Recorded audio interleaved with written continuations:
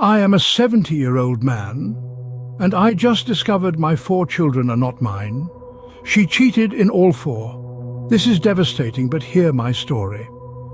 A tale of love and betrayal, of trust shattered, and a life lived in deception. Picture this.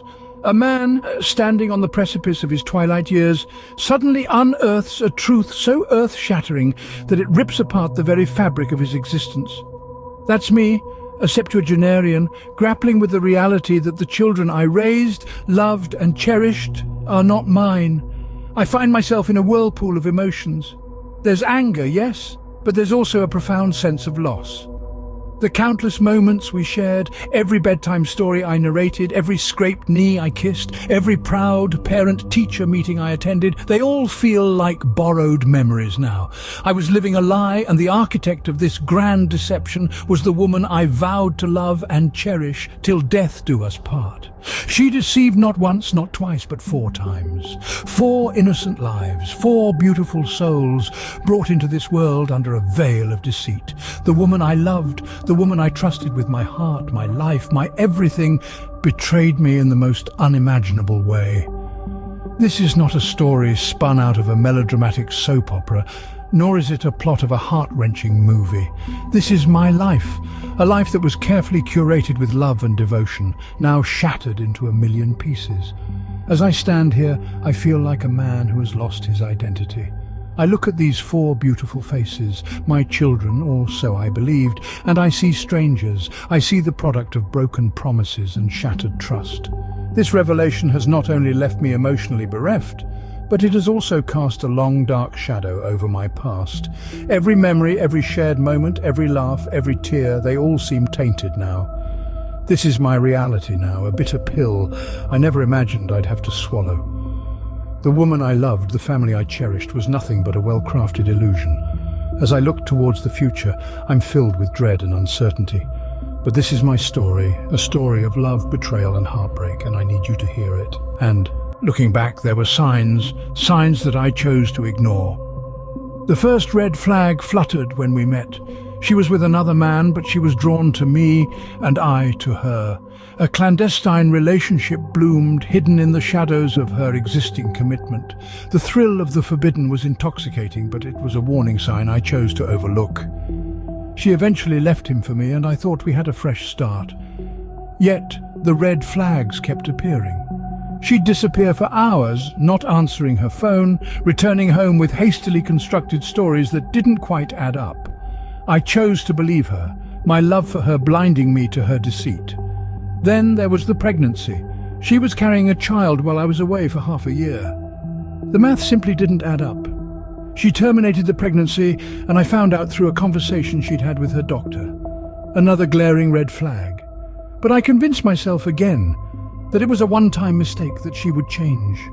Throughout our relationship there were battles, accusations of infidelity met with vehement denials. Each denial a new red flag. Each time I chose to believe her. My love for her, my hope for our future together, clouding my judgment.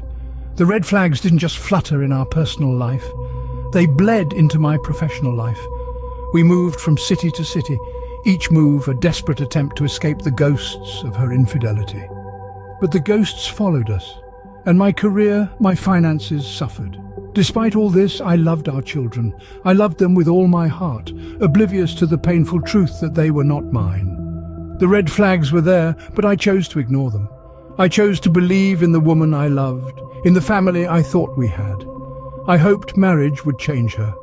I was wrong. Our marriage wasn't just a roller coaster of emotions. It also negatively affected my career and finances.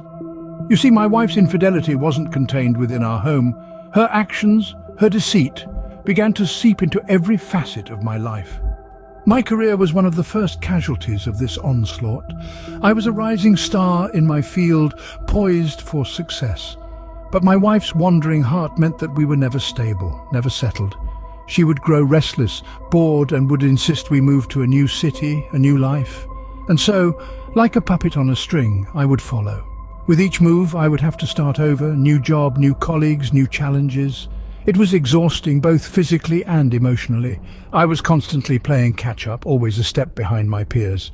My potential, my dreams, they all began to fade into the background, overshadowed by the chaos of our personal life. Then there were the finances. Moving isn't cheap, as you well know. Each relocation drained our savings. Each new beginning came with a hefty price tag. My salary was spent not on building a secure future for us, but on funding my wife's whims. We were living paycheck to paycheck, always on the edge, always in debt. It was a constant struggle, a never-ending cycle of stress and uncertainty. But I held on. I persevered. Because I loved her, because I believed in us.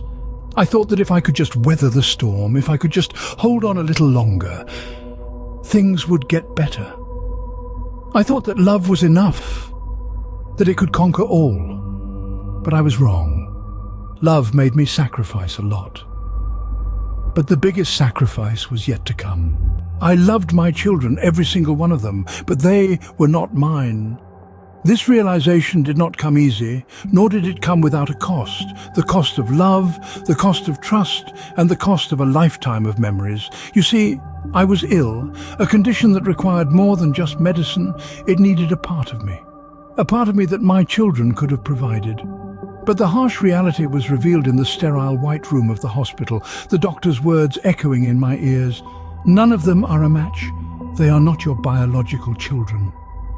The world as I knew it came crashing down. The laughter, the birthdays, the scraped knees and bedtime stories, they were all shrouded in a lie that I had unknowingly lived for so many years. Yet, the love I had for them, it did not dissipate. They were my children in every sense of the word, except for the one that biology dictates. But the truth, it changes things. It changes the way you look at the past. It changes the way you face the future. It's like a mirror that has been shattered. You can try to put the pieces back together, but the reflection will never be the same. The love for my children remains, but the truth has changed everything. Now, I am at a crossroads, torn between my love for them and the harsh reality. My heart aches with the weight of deception, yet it swells with love for the children I've raised. The woman I once loved, the mother of my heart's children, is now a stranger to me. The pain of betrayal is deep, yet the thought of leaving my children is unbearable. What should I do? Should I leave her? Abandon the children? I need your advice and opinion on this. Share with me in the comments. I ask for your thoughts.